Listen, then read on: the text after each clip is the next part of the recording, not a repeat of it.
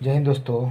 आज कक्षा 8 NCERT book class 8 exercise 1.1 का पहला क्वेश्चन दिया हुआ है।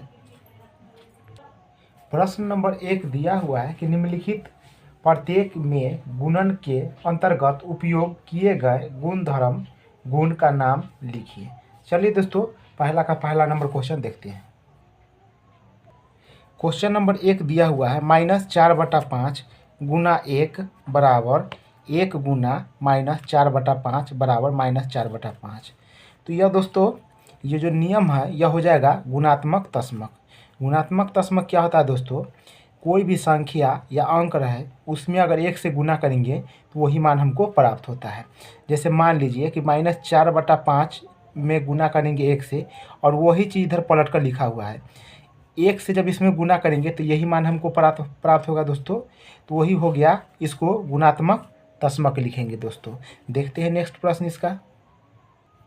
दूसरा नंबर प्रश्न दिया हुआ है -13/17 गुना -2/7 गुना में दिया हुआ है बराबर -2/7 गुना ब्रैकेट के अंदर -13/17। तो यहाँ पे ये जो नियम है या गुण है दोस्तों, यह है गुना का क्रम विनिमय नियम। गुना का क्रम विनिमय नियम होता है a गुना b बराबर b गुना a। देखिए ये है और ये b है, तो इसको सबसे पहले लिखेंगे, इसको बाद में कर देंगे। इस नियम को हम लोग बोलते हैं क्रम विनिमयता या क्रम विनिमय नियम। ये हो गया दोस्तों। देखते हैं नेक्स्ट प्रश्न। तीसरा प्रश्न दिया हुआ है -19/29 गुना 29/-19 बराबर 1। चलिए दोस्तों, इसको समझते हैं। दोस्तों, इस प्रश्न को बोलेंगे गुणात्मक प्रतिलोम या गुणन प्रतिलोम। इसका मतलब होता है दोस्तों, गुणात्मक प्रतिलोम वैसी दो संख्या जिनका गुणनफल 1 हो गुणात्मक प्रतिलोम कहलाता है। कहने का मतलब है दोस्तों कि देखिए ये संख्या यहाँ पे सीधा लिखा हुआ है और इसी को पलट के लिख दिया है। तो जब देखिए दोस्तों, माइनस से माइनस खत्म, और इससे इसको काटेंगे तो एक बार, और इससे इसको काटेंगे एक बार, तो गुना करने पर हमको कितना प्राप्त हुआ? 1। इसीलिए यह गुणात्मक प्रतिलोम है। या एक उदाहरण लिए हुए दोस्तों, 4/6, और इसको पलटी मार कर लिख दिए दोस्तों, तो 6/4। 6 से 6 एक बार ख़त्म हो जाएगा, और 4 से 4 एक बार ख़त्म हो जाएगा, और 1 में 1 से गुना करेंगे तो हमको 1 प्राप्त होगा।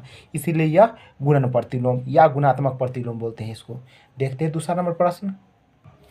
दूसरा नंबर प्रश्न दिया हुआ है दोस्तों, बताइए कौन से गुणधर्म गुण की सहायता से आप 1/3 गुना ब्रैकेट के अंदर 6 गुना 4/3 को ब्रैकेट के अंदर 1/3 गुना 6 फिर गुना 4/3 के रूप में अभिकलन कर सकते हैं दोस्तों।